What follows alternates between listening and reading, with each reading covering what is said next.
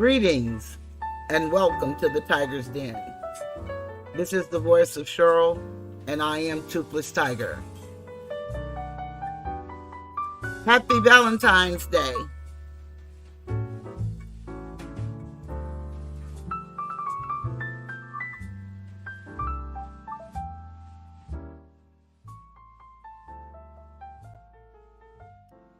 Alrighty now. Tonight, we're going to talk about the economic progress has stalled for Black Americans since the Civil Rights era. What do you mean by that, Cheryl? Well, let's talk about it.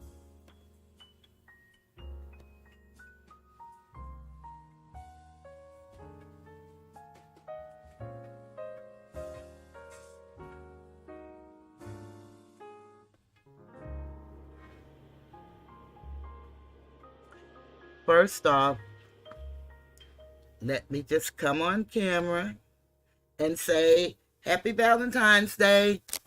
This is my new shirt for Valentine's Day. Let me get ready to get started. The question was asked, why the racial wealth gap persists more than 150 years after emancipation. When one system of economic oppression collapsed, new ones were created to fill the void. This comes from an article in the Washington Post written by Calvin Schermerhorn.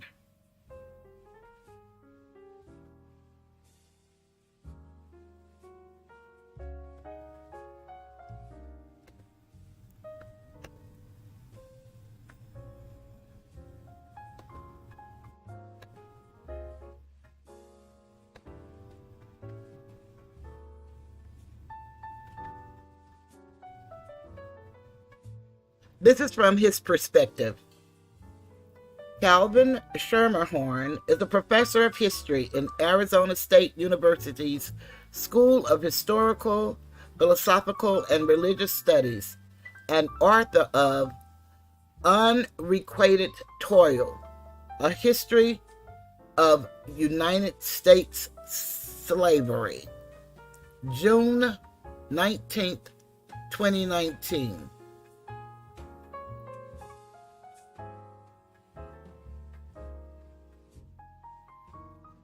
Civil War actors, Lieutenant James Hayes from left, they have pictures, and this is just telling you about the pictures. I didn't take the pictures. I just did actually the story. So let's pass the pictures and let's get into the story. Juneteenth, Emancipation Day, 1865, was supposed to start a new era for Black wealth creation after 12 generations of being subject to slavery's institutionalized theft. 4 million African Americans were now free to earn incomes and degrees, hold property, weather hard times, and pass down wealth to the next generation. They would surely scramble up the economic ladder, if not in one generation, then in a few.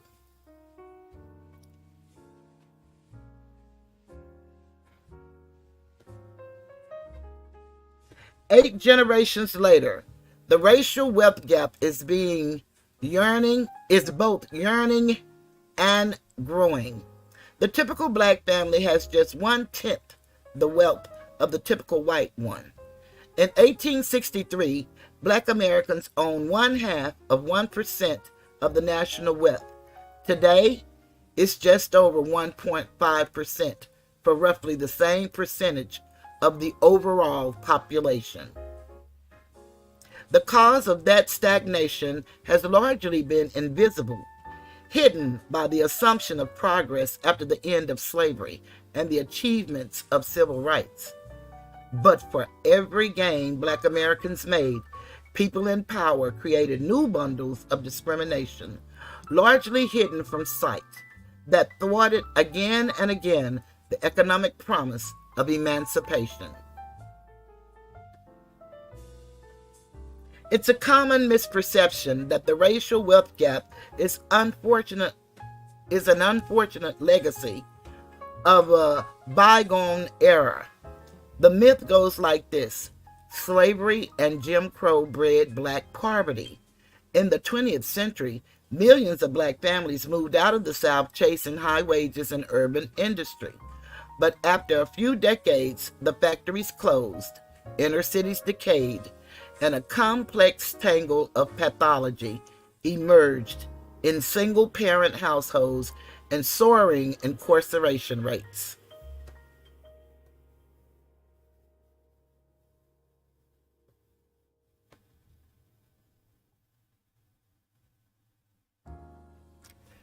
If those were the causes, then the solution seemed evident: end job, housing, and school discrimination, enforce civil rights, and sprinkle the market with affirmative action.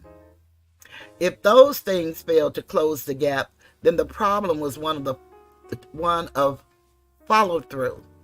If the black people would just move to the suburbs, marry, finish school, train up, and play by the rules, the gap would vanish. But that is a myth, concealed in what Tanisha Coates terms the quiet plunder. In the grand narrative of freedom and civil rights, the disadvantages that persist are invisibly precisely because people in power continuously innovated new forms of discrimination. The nation industrialized between the 1870s and the 1910s, but instead of vanishing, the disadvantages confronting black Americans simply morphed. Slavery's violent theft was replaced by convict leasing, sharecropping, and after a heroic civil rights struggle between 1863 and 1873, disenfranchisement and legal discrimination, or Jim Crow.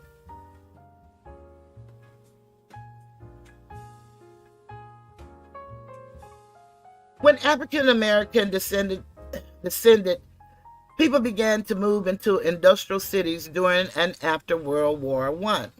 They faced surcharges on opportunities, high rents, for instance, the new forms of prejudice.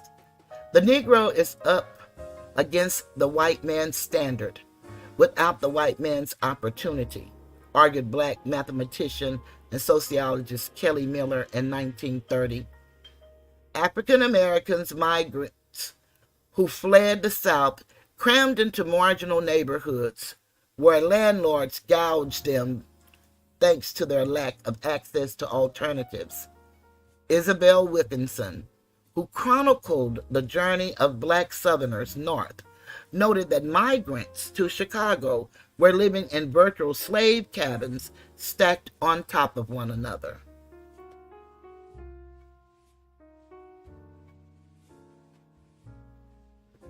As the Great Migration took shape, escalators into the middle class began moving for black families, but they moved slowly.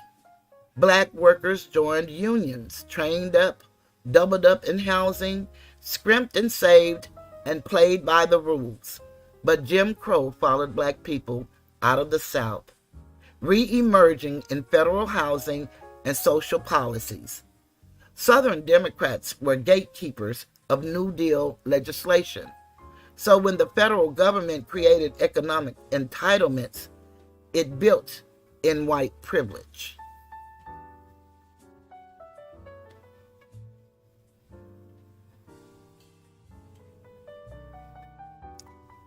African Americans seeking home loans found themselves redlined, ineligible for credit, because the government would not guarantee the loans. Housing costs rose without giving black residents a stake in the value of their homes, while neighborhoods decayed from lack of investment. Real estate professionals and developers acted hand in glove, and racist lending policies, hemming black families into neighborhoods where disadvantages compounded one another.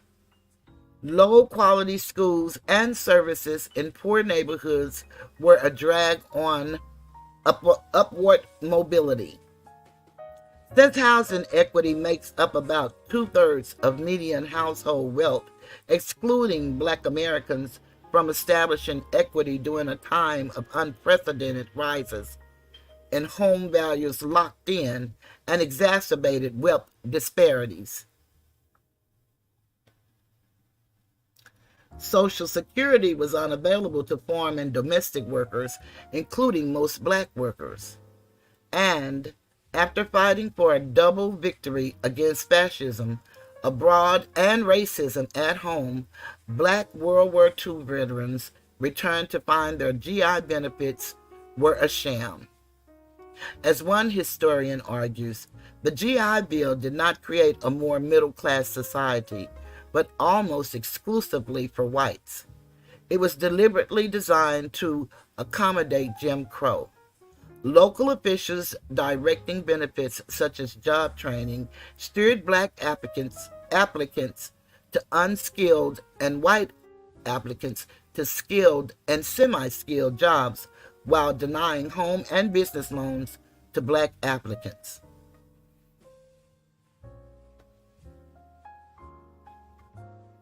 When accepted at all, black veterans typically attended historically black colleges, many of which were underfunded, while white steamed into flagship universities. By 1947, veterans made up half the national college enrollments. Veterans who attended college tended to have children and grandchildren who attended college, creating a pipeline to white-collar careers. And the disadvantages of missing out on the GI benefits was like negative interest compounding in each generation. It did not need to be that way.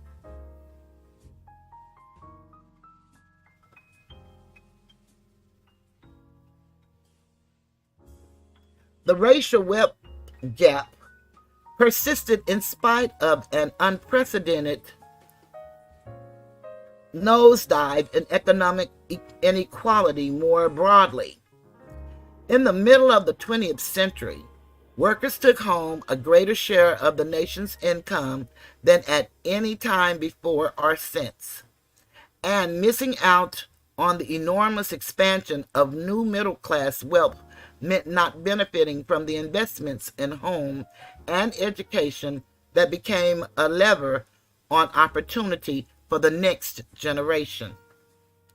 Even worse, the signal victories of the civil rights movement, which convinced many white Americans discrimination was a thing of the past, came just as economic structures were disadvantaging those who had missed out.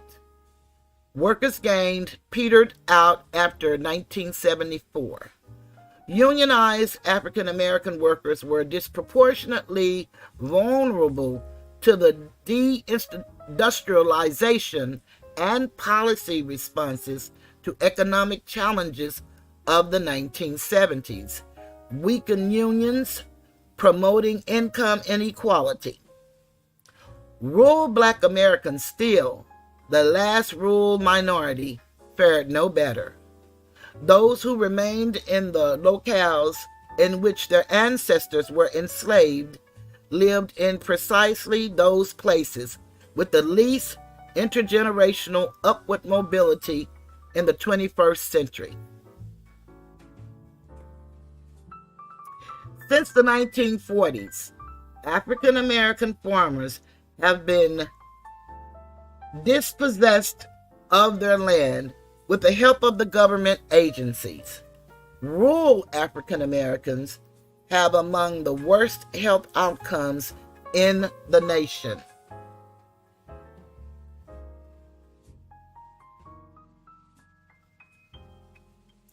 In the midst of this, the politics of white entitlement and resentment led to mass incarceration. Early in the 20th century, black men were 4 times as likely to do time. By the 1980s, it was 11 times. While on their face, criminal justice policies have little to do with economics or discrimination. In reality, this was yet another example of the economic hurdles facing African Americans, morphing and changing through policy actions. Incarceration is often an economic life sentence for families of those convicted. Missing from school, family, voting polls, and work, the economic toll struck Black families, even as some of the earlier hurdles, like housing discriminations, were being abolished by law.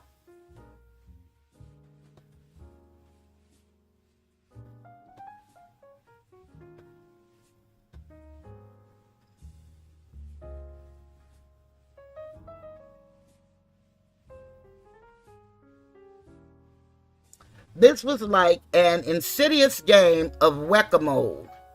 As soon as African Americans fought to remove one barrier, another new one sprang up based on false perceptions that Black people were benefiting unfairly. Over the past 35 years, the racial wealth gap has grown substantially. Typical Black household incomes halved between 1983 and 2016, while median white household incomes have risen by a third. The 2008 housing crisis and its aftermath show the tragedy of the process, as African Americans who finally attained the American dream of home ownership were precisely those most likely to find themselves underwater. Before the crisis, Black customers, regardless of income, were steered to subprime loans and consequently faced a higher foreclosure rate than white borrowers. Since most started with less wealth and saw a greater proportion of it disappear as home values crashed, Black homeowners came out of the crisis in much worse shape than white borrowers.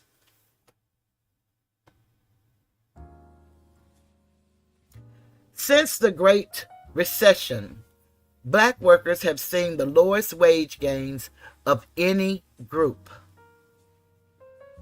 Lower incomes and correspondingly low saving rates prevented Blacks from transferring wealth to the next generation, as whites in cities and suburbs do. In fact, the costs of elder care are often like a negative inheritance. 1/5 of African American families have a net worth of $0 or below. 75% have less than $10,000 for retirement.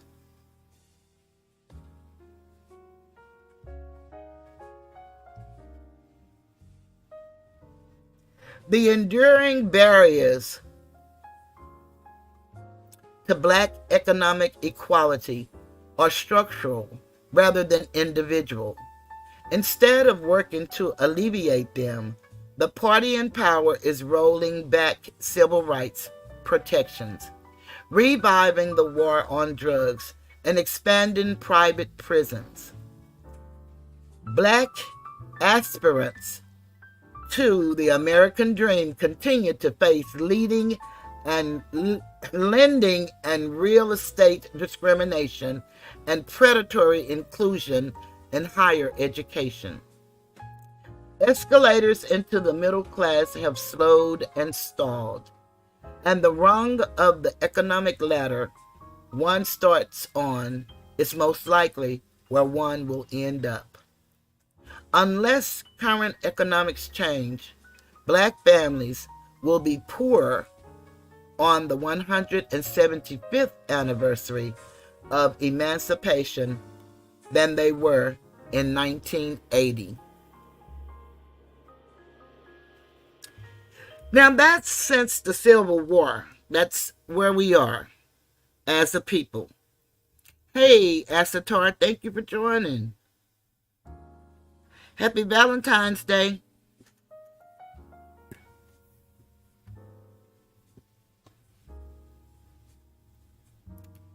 Now we're going to go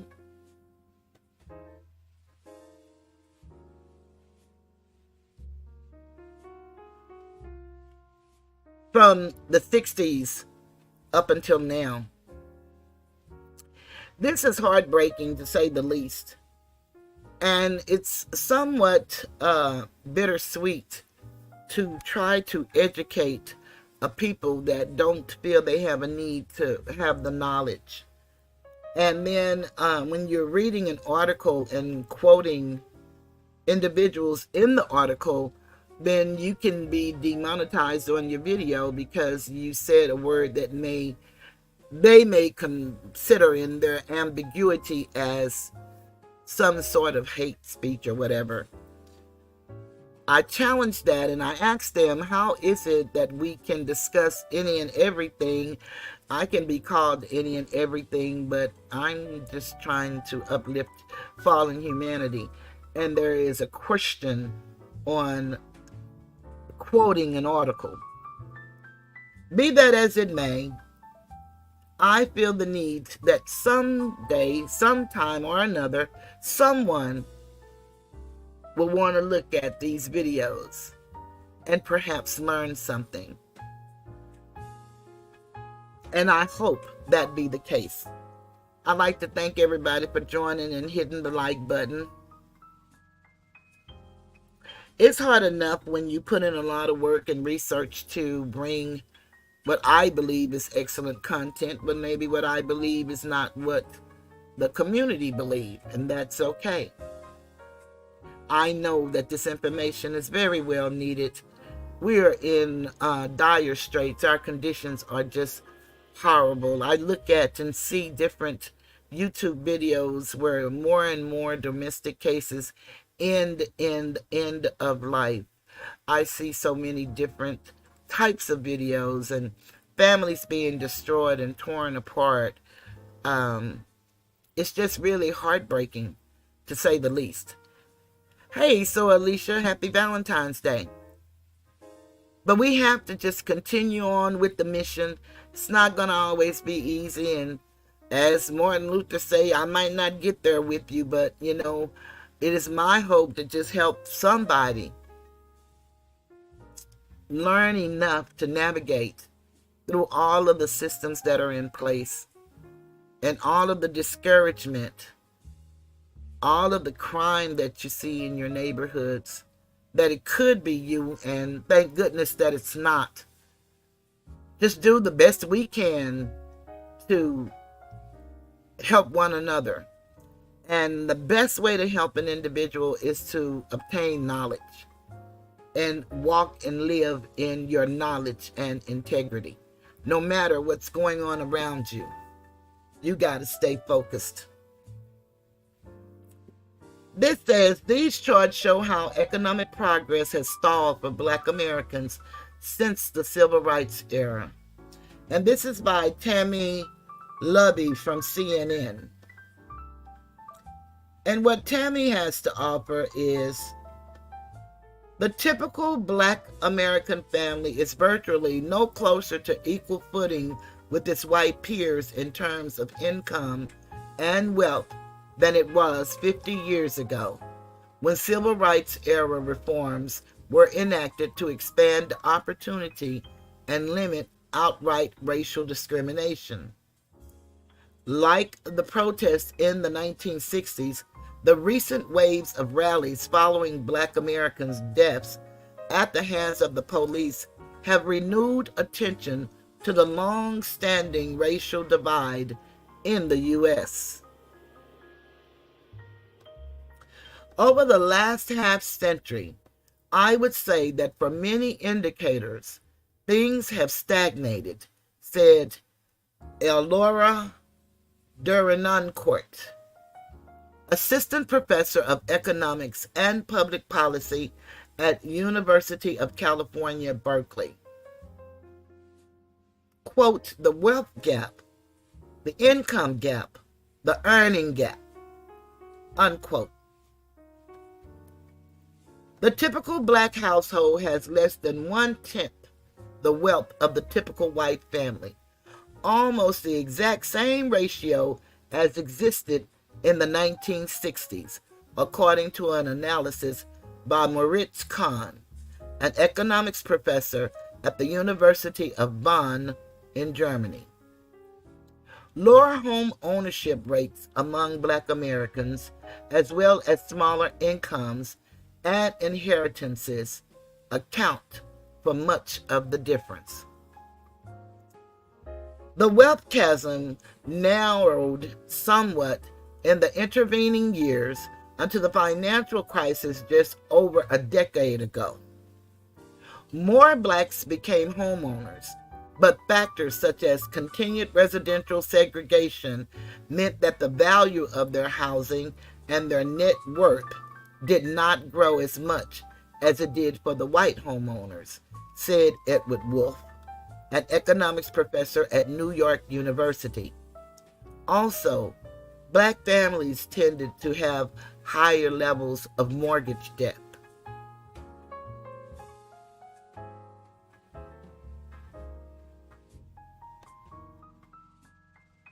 The mortgage crisis that triggered that economic collapse reversed those gains.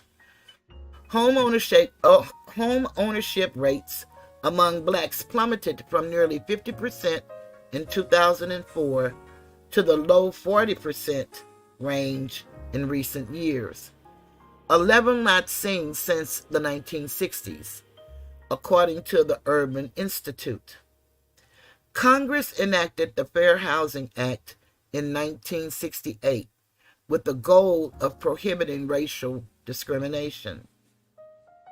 They were slammed, quote, they were slammed with a lot harder than white families by the house price collapse, unquote, Wolfe said of Black homeowners.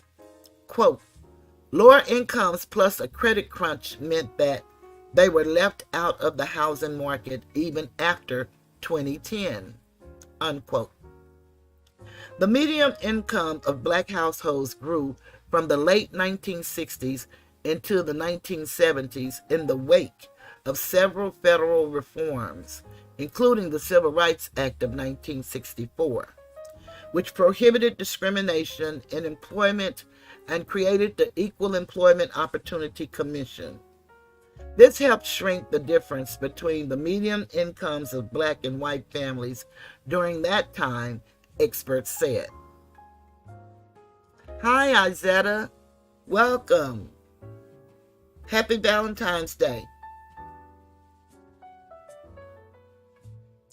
Also, a broadening of federal minimum wage coverage to agriculture, restaurants, nursing homes, and other services where nearly a third of Black workers were employed helped narrow the earnings gap between Black and white Americans during that period, said Derenoncourt, who researched the impact of the 1966 Fair Labor Standards Act.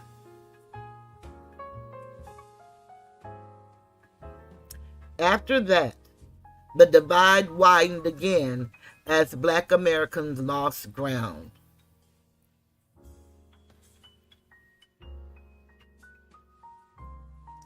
Researchers point to a variety of factors to explain the reversal, including a weakening in federal efforts to combat structural racism and a decline in unionization, as well as an increase in the number of families headed by single Black mothers and in the incarceration rates of Black men. And while Black Americans have acquired more education, they are still underrepresented in higher skilled, better paying jobs. U.S. Black-white inequity in 6 stark charts. And this is in the article, the CNN article in which I took this from. Phyllis said, what is separate but equal really? And then they also have another article that you can look at. Is the military data reveal dangerous reality for Black service members and veterans. Continuing with this article, by 2019, The average earnings ratio between black and white Americans had fallen back to where it was in the 1970s for both men and women, according to an analysis by Samuel Myers Jr., director of the Roy Wilkins Center for Human Relations and Social Justice at the University of Minnesota. We have failed to change the mechanisms by which we produce wealth, by which we produce skills, by which we produce market outcomes, Myers said, and it's race-related. One area where the racial gap has shrunk over the last 5 decades is poverty.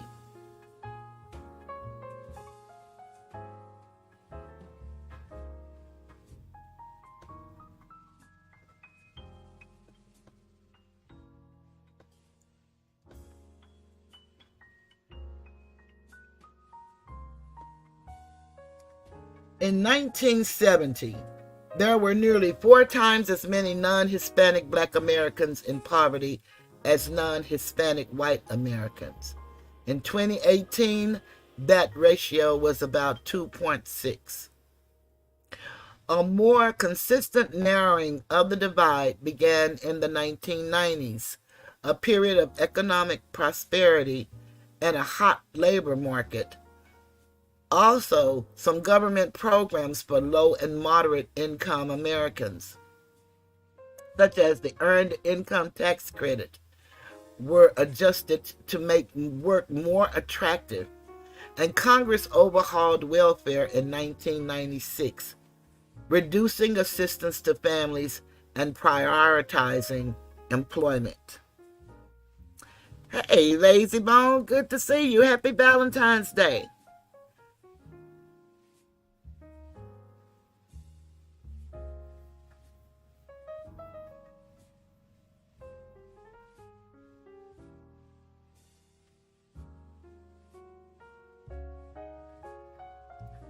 The trend continued even during the 2008 crisis, which increased financial distress among all Americans and in recent years.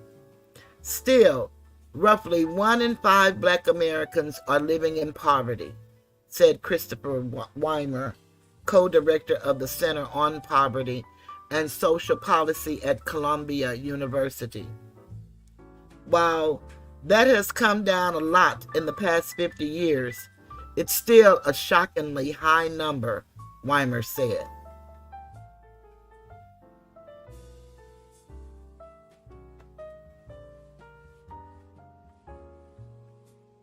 Another area where the gap between the races is narrowing is the share of each group who is employed. That difference has been cut nearly in half since 1972. Though all of the improvement has been in this decade, which saw steady job growth until the coronavirus pandemic struck in March. In tight labor markets, African Americans who have been previously excluded are now gaining employment, said Olugbinga Adelora, and I just made that pronunciation up because I don't know if I messed up their name or not. Hi Cyrus, how you doing? Happy Valentine's Day.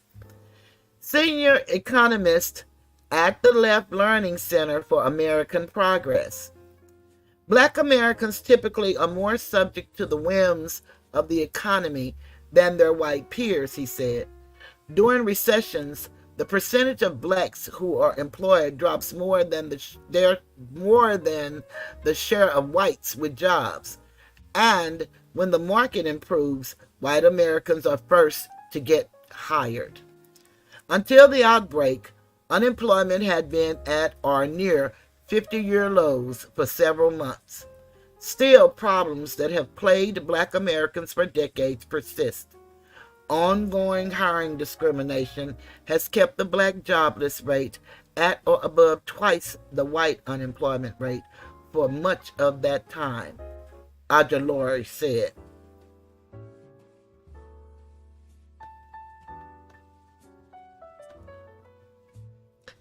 And The gains in employment population ratio doesn't show what types of jobs Black Americans have landed, which are disproportionately low-wage positions that lack benefits.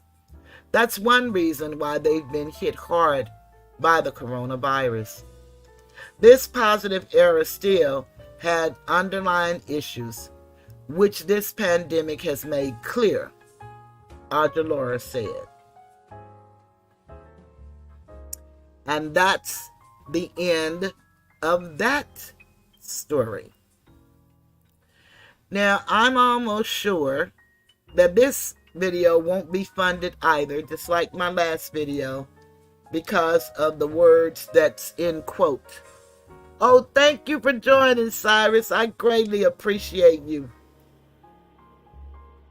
Down to our last article. I just never seen anybody who get held responsible for a quote, but that's how it works on YouTube. It seems to me like it's a form of censorship, and I told him so. I'm not trying to destroy anybody, make fun of anybody. My only thing is to uplift.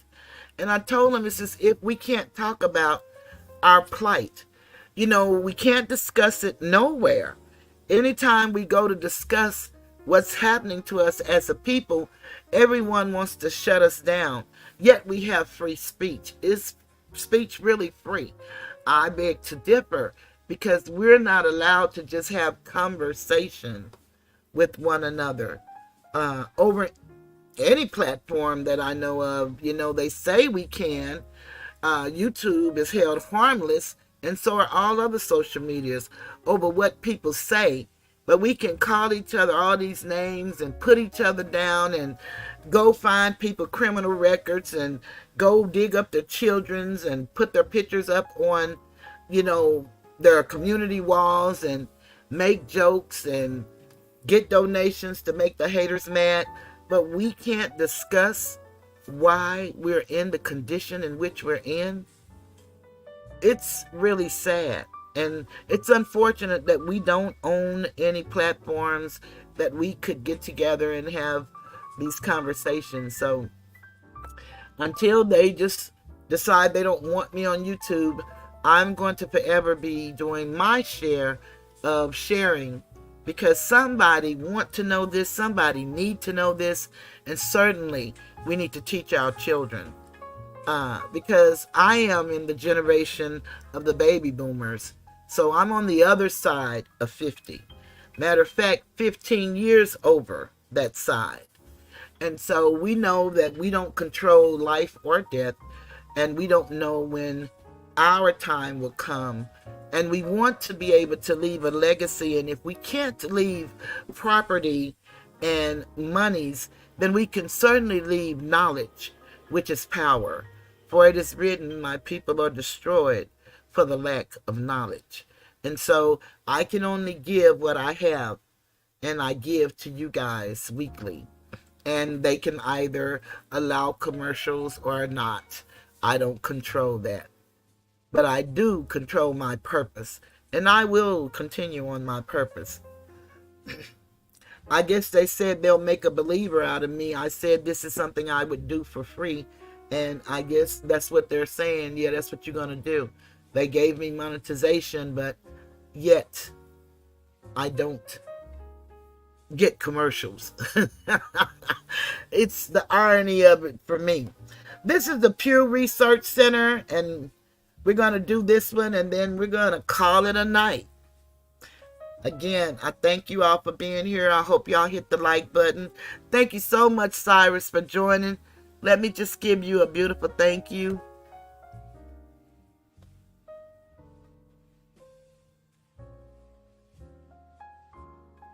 I got it somewhere.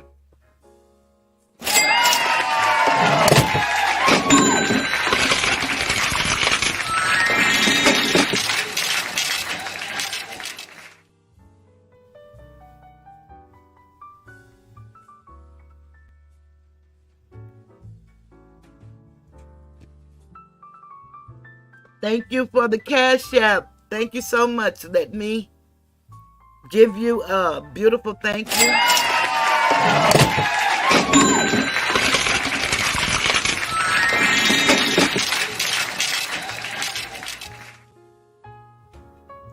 And if you hear me sound excited, I am. So know that it is real.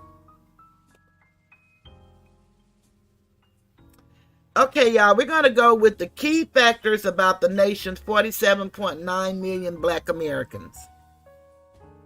Billy said, chat folks, you know we need to be still. Be twice as good as other folks. People are being wiped out of the planet slowly but surely. Wake up, wake up, wake up.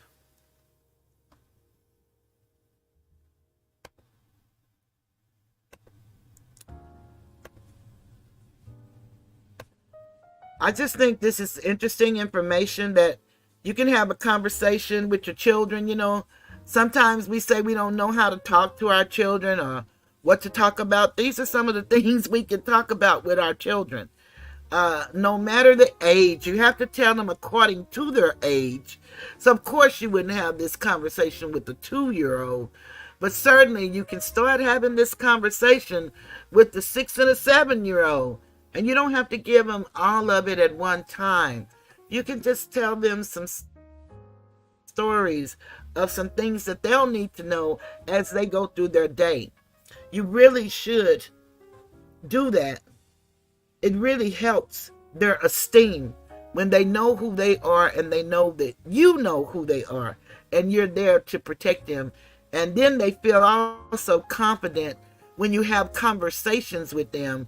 I found they think that they're, maybe a little as old as you are, but they really feel happy and confident when you have conversations and they ask questions and you can answer them.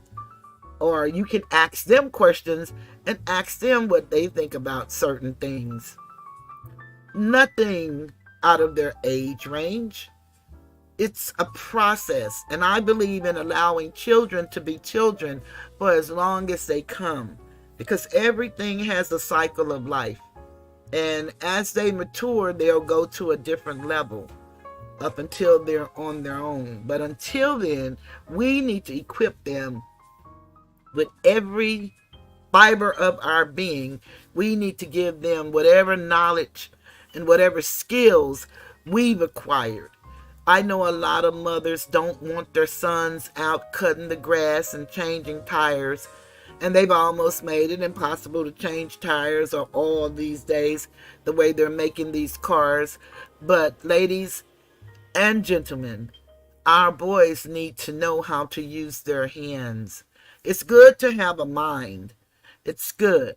But I found with a lot of our young men with great, brilliant minds, they have a lot of degrees and a lot of student debt and not a lot of income.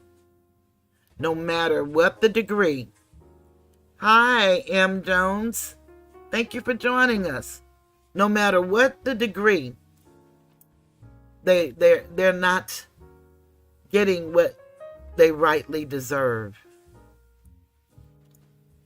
So let's go with key facts about the nation's 47.9 million black Americans by Mark Hugo Lopez and Mohammed Mazlamani. And then here's that beautiful picture that we all love to see, is our babies graduating across the stage. And this is from the universities. It says, Angela C. Dye Left celebrates her graduation from Howard University in Washington, D.C. with her friend Renee Walter on May 13, 2017. And that was done by Marvin Joseph, The Washington Post, via Getty Images.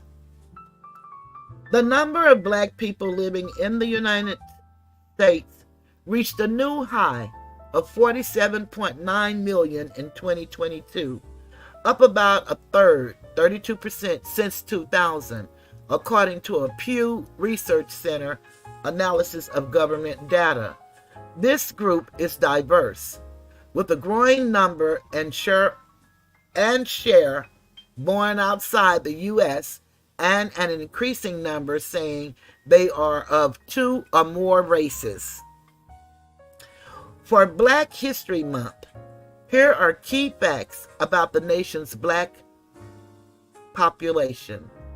In this analysis, the Black population is made up of 3 main groups: single race, non-Hispanic Black people, non-Hispanic, multiracial Black people, and Black Hispanics. You can also read our newly updated fact sheet about Black Americans in 2022.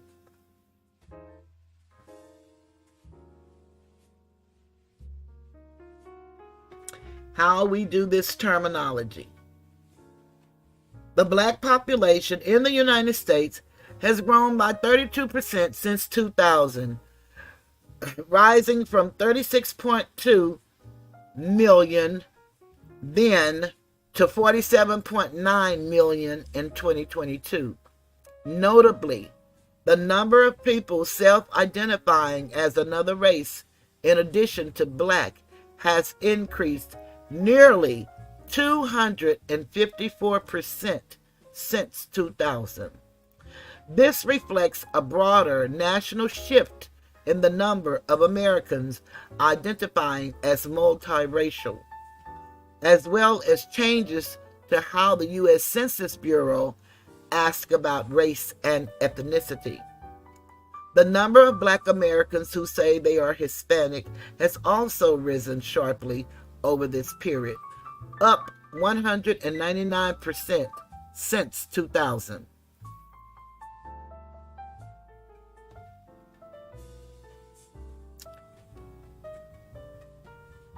And they're just showing the numbers who identify as multiracial or Hispanic has grown sharply since 2000.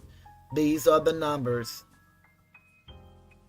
Black Hispanics 2.9, multiracial 5.4, and those are millions, and single race 39.6 million.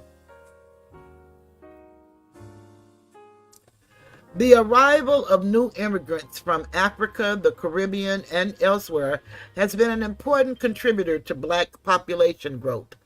In 2022, there were 5.1 million Black immigrants in the United States, up from 2.4 million in 2000, according to our analysis of Census Bureau data. Immigrants accounted for 11% of the Black population in 2022, up from 7% in 2000. The Black population has grown faster in states that historically have not had large number of Black residents, and that's large numbers of Black residents.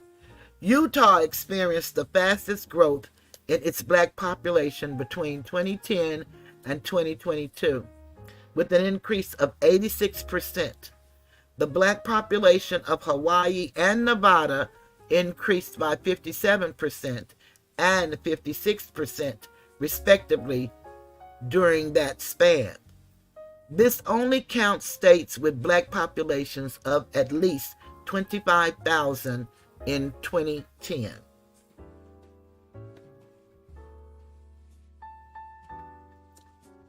And so this map here shows the Black population has grown faster in Utah and Hawaii and Nevada since 2010. And these states with the yellow, like this yellow, is 10%. With the dark yellow, none, -1%. And that's Illinois, and DC, -2%.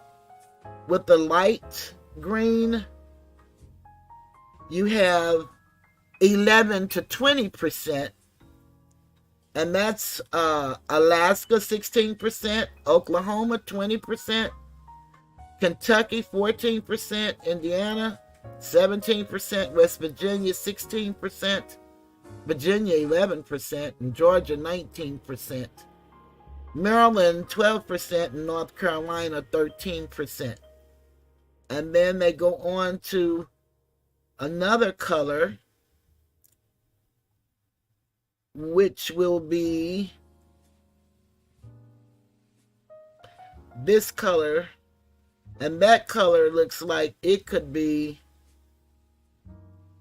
Florida and Delaware and Connecticut, which Connecticut is 23%, Florida 23%, and where was the other one I named? Nebraska, 29%. Then the darker green, you have Colorado at 36%, New Mexico at 35%, Texas at 32%,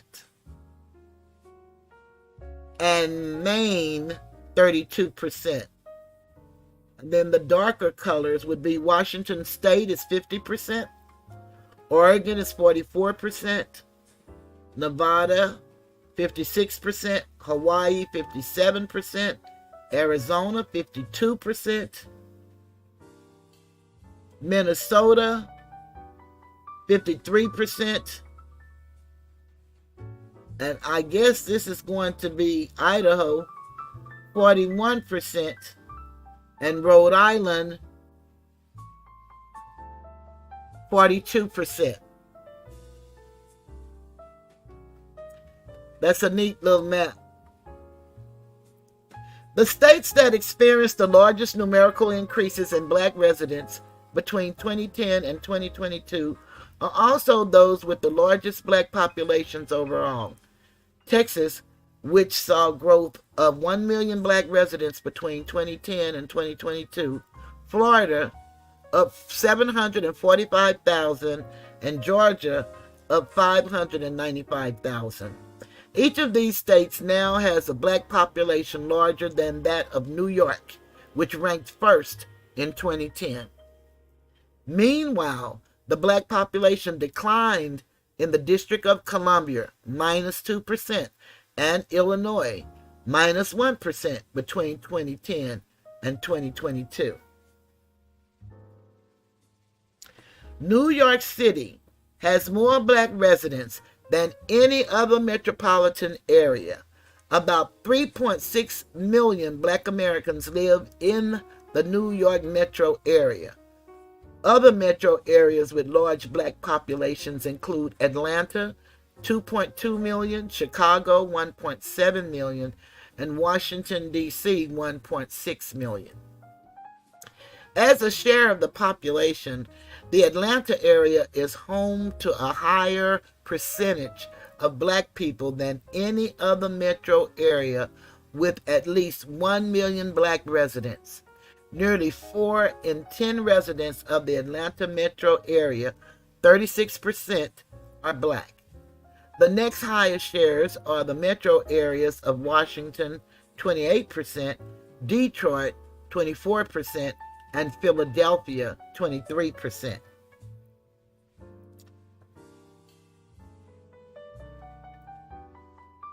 And this is how they break that down.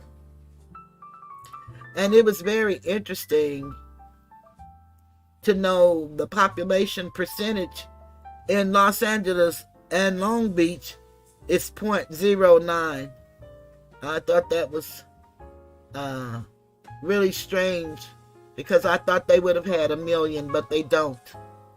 This signifies millions. And so New York, New Jersey, Pennsylvania, they have all of those here together. 3.6 million. Atlanta, Sandy Spring, Roswell, Georgia, 2.2 million. Chicago, Naperville, Elgin, Illinois, Indiana, Wisconsin, 1.7 million. Washington, Arlington, Alexandria, D.C., Virginia, Maryland, and West Virginia is 1.6 million. Dallas, Fort Worth, Texas, Arlington, we have 1.3 million. Philadelphia, Camden, Wilmington, Pennsylvania, New Jersey, Delaware, and Maryland have 1.3 million. Houston, the Woodlands Sugarland, Texas, has 1.2 million. Miami, Fort Lauderdale, West Palm Beach, Florida, 1.2 million. Detroit, Warren, Dearborn, Michigan, 1.0 million. And Los Angeles, Long Beach, California, and Anaheim, 0.900,000. The black population of the United States is relatively young. In 2022, the median age of black Americans was 32.1 years, meaning half of the nation's black population was younger than that age and half was older. By comparison, the median age of the nation overall was 38 that year. The median age among single-race, non-Hispanic black Americans was 34.9 in 2022, compared with 21.0 among black Hispanics and 19.5 among multiracial, non-Hispanic black Americans. Educational attainment among black Americans is on the rise. In 2022, 26.1% of black adults aged 25 and older, equals 7.8 million people, had earned at least a bachelor's degree. That was up from 14.5 in 2000.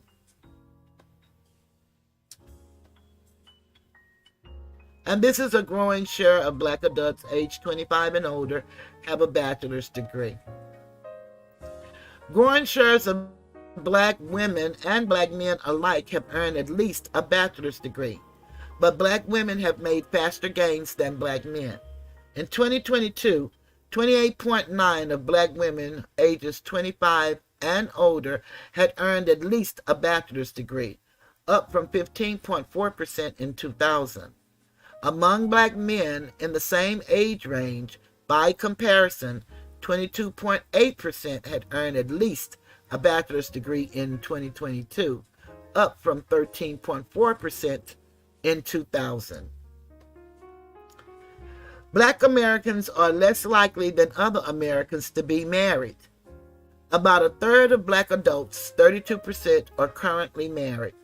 That compares with 53% of adults who are not black. Among black adults, 36% of men are married, compared with 29% of women.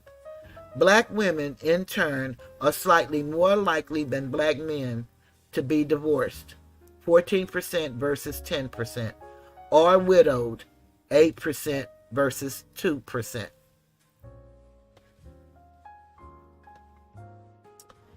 And so they go on to show us the statistics on black men in the U.S. are more likely than black women to be married. And so non-black adults is 53% married. Black adults is 32%, men 36%, women 29%. Divorced and separated, non-black adults is 18%, black adults is 20%, black men 15%, and black women 25%. Never married, 29% non-black adults, black adults 48%, men 49%, and women 46%. Never been married. About a sixth of married black adults, 17%, are married to someone who is not black. This includes 21% of married black men and 13% of married black women. These shares only consider those who are married and whose spouses live in the same households.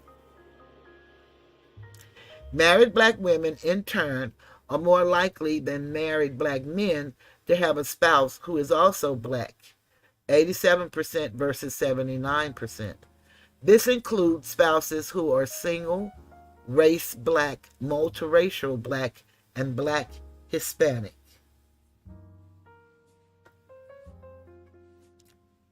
Black men in the U.S. are more likely than black women to be married to someone who is not black. Among married black adults who are married to someone who is black or not black, black adults 83%, black not black 17%. Men, 79% black, not black 21%. Women, 87% black, and 13% not black. And then they have an asterisk here. Race of spouse is only available for spouses living in the same household. Note, black adults refer to those ages 18 and older who self-identify as black, inclusive of single-race black, multiracial black, and black Hispanic people. Marriages include same-sex marriages. And the source came from the Pew Research Center tabulations of the 2022 American Community Survey. Black households had a median annual income of $50,000 in 2022.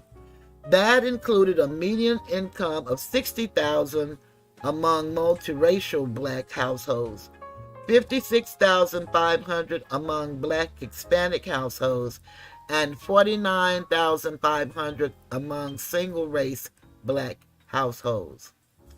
Looked at another way, about half of all black households, 51%, had a household income of $50,000 or more in 2022, while 49% earned less than that. Meanwhile, a recent Pew Research Center analysis found that black households made gains during the pandemic when it comes to wealth. The difference between the value of assets owned and debts owed. The typical single-race, non-Hispanic black household saw a 77% increase in its wealth from December 2019, as $15,300, to December 2021, $27,100. Note, this is an update of a post originally posted February 10th, 2023. So as you can see, we still have a long way to go. And until we can get more people interested in the conversation and the teaching of our children, we're going to have a long way to go. It's not impossible to do. Ain't nothing to it, they say, but to do it. And that I hope one day we will do. Well, I think we've come to that time where I've said all I had to say. And if no one else has anything to say, yeah, Cyrus, I tell you, I just wish more people were interested in reality, because life is passing us by and we're losing too many people. When you just look at, I just look at YouTube. I haven't looked at, TV almost since I've been on YouTube. I haven't looked at TV.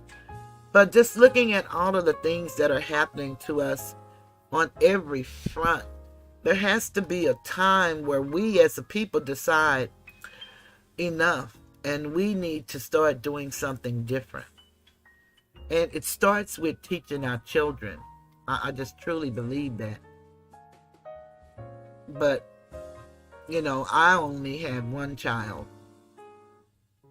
And I did the best I could. And I'm grateful that he listened. And he had his uncles and sometimes his dad in his life and my dad. And he was able to go on and pursue an education and even went to graduate school. But again, his chances of getting a job over someone that doesn't look like him with just a high school diploma, he just wasted a lot of money, owe a lot of student loans. It's very hard in this workplace for us, no matter what we do, how great we are, how good, because we are great. We're brilliant people. And I just wish that we knew who we were and that we were interested in forming alliances. Like, there's no way that all of us on YouTube shouldn't be supporting one another instead of tearing each other down. But of course, that's another story.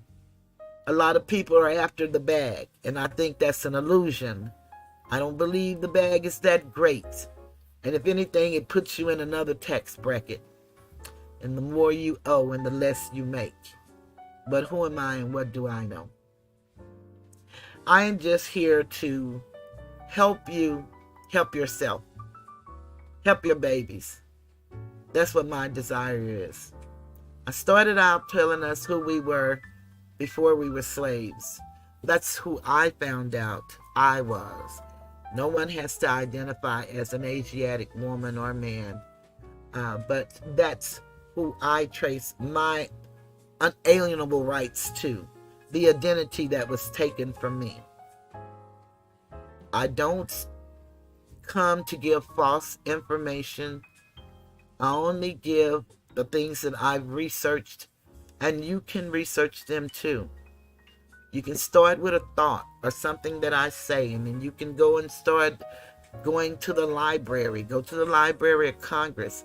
And you can go to the Library of Congress from your home. You do not have to go to Washington, D.C. to enter into the Library of Congress. You also can join your library in your state capital. They have libraries, and you can go there online. You don't even have to leave the comfort of your homes.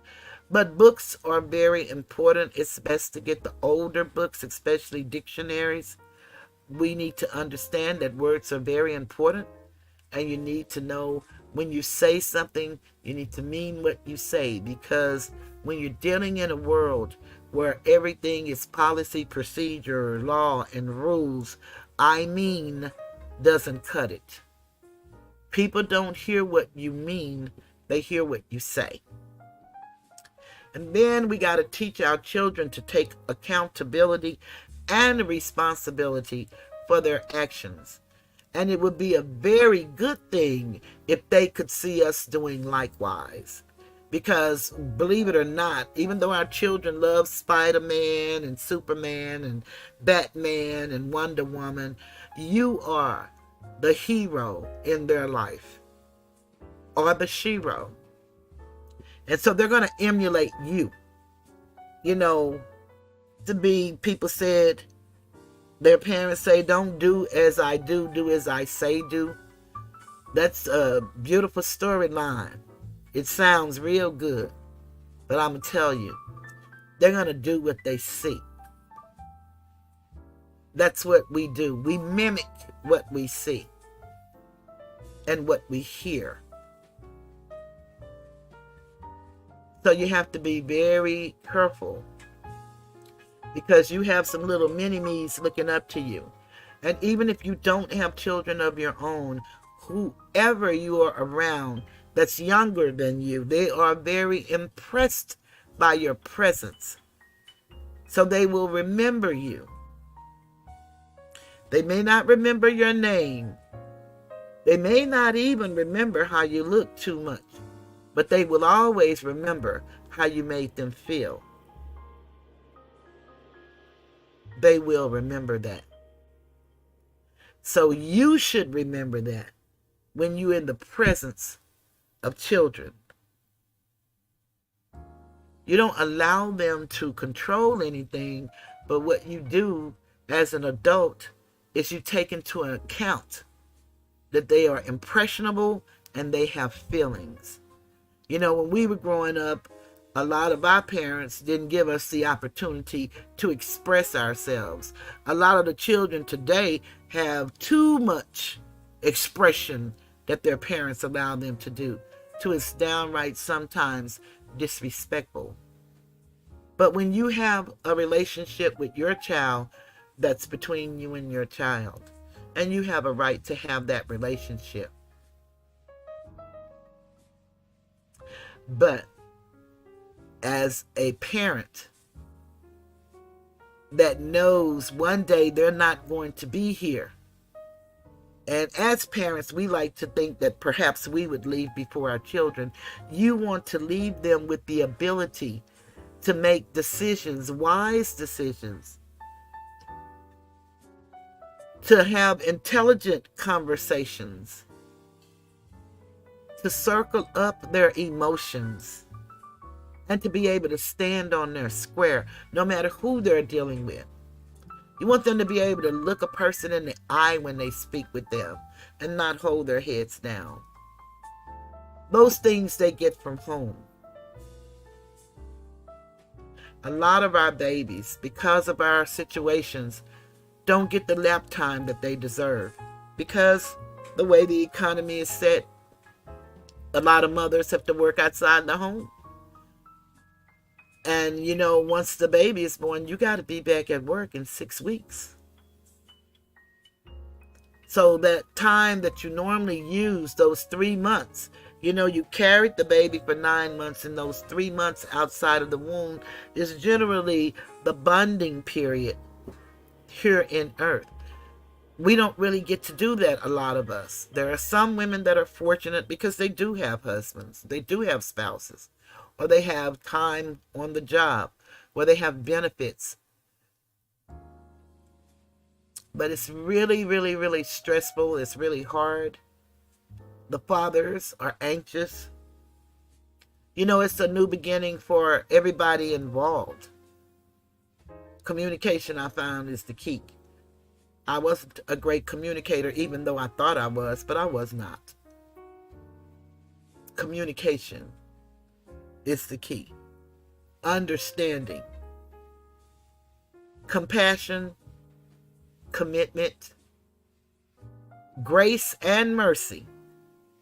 We need to have all of those attributes when we're dealing with another human being. I've been looking at the story of Monique and her son and all of social media. It is very unfortunate that that relationship is playing out on YouTube and other social media platforms. And my heart goes out to both Monique and her son. And my heart goes out to her husband, who stands by her as a woman. And to me, a lot of attacks is against him. I don't know none of them, and I don't know their relationship, but she said that he's helped her become the woman and the mother that she is today, that she wasn't to her firstborn. And she couldn't be to him because she was trying to get out there and make it for them. And a lot of us as mothers work. That's what we do to try to make it. And just like the father that's working extra time to give the wife and the kids what they want, one thing you can't get back is time. I don't know their situation. I know it's a sad one. I hate that it's playing out over the internet, but everybody needs to get paid. And so it doesn't matter how some people get paid. Some people don't mind you laughing at their pain. Some of us do. But when you step out on this net, anything is subject to happen. So I wish them well, and I hope that they can come to a consensus, hopefully, as he matures, because he sounds very intelligent to me, as she has matured and has the support of her husband. I hope that they all one day can be a family again. A lot of people in our community have gone through these very same pains. A lot of people here on YouTube are probably experiencing some of the same feelings. You never know. But on that note, I'm going to get ready to call it a night. Again, Cyrus, I thank you for joining us and becoming a member. And my Cash App, thank you so very much. Love you dearly. All of you, happy Valentine's Day again.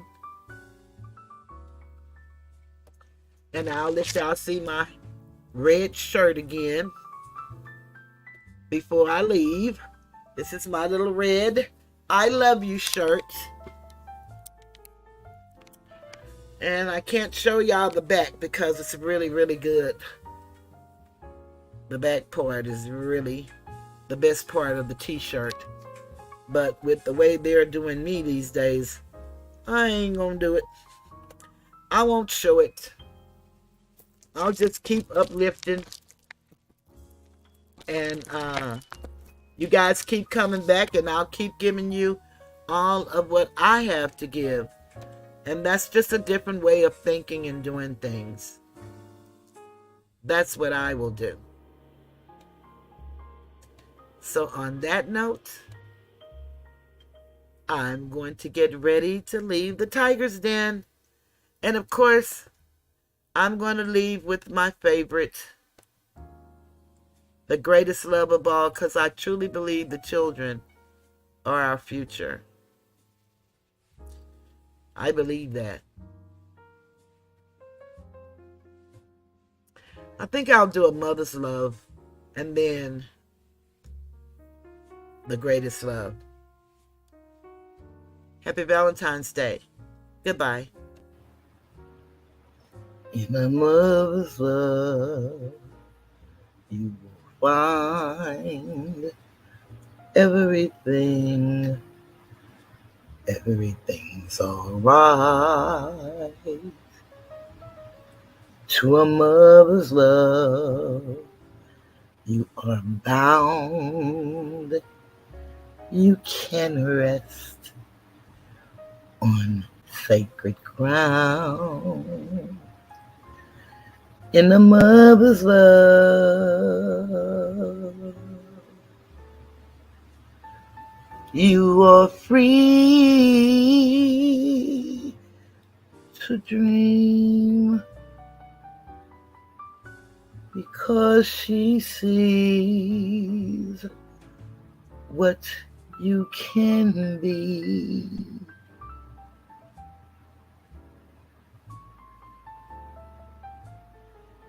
In a mother's love, you see the sun, enough for two, but you're one. In a mother's love, you can feel when something hurts.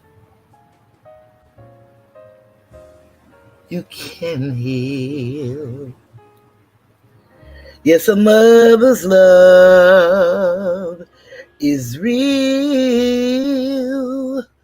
You grow because she knows to let you go. Yeah, mama.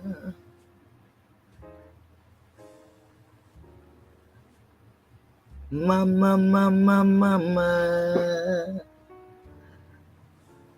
Mother's love. Mother's love. Yeah. All right. A mother's love. And a mother's love never lies. She believes that you can fly with all of her might. A mother's love.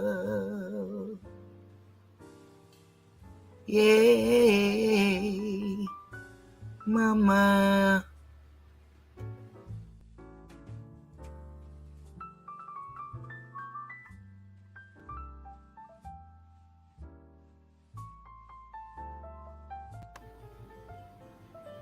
I believe the children are our future. Teach them well and let them lead the way. Show them all the beauty they possess inside. Give them a sense of pride to make it easier Let the children's laughter remind us who we used to be. Everybody's searching for a hero. People need someone to look up to. I never found anyone to fulfill my needs. A lonely place to be. So I learned to depend on me. I decided long ago never to walk in anyone's shadow. If I failed, if I succeed, at least I'll live as I believe. No matter what they take from me, they can't take away my dignity, because the greatest love of all is happening to me.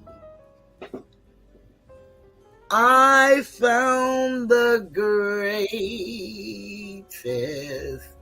love of all inside of me. The greatest love of all is easy to achieve. Learning to love yourself is the greatest love of all. And if by chance that special place that you've been dreaming of takes you to a lonely place, find yourself in love.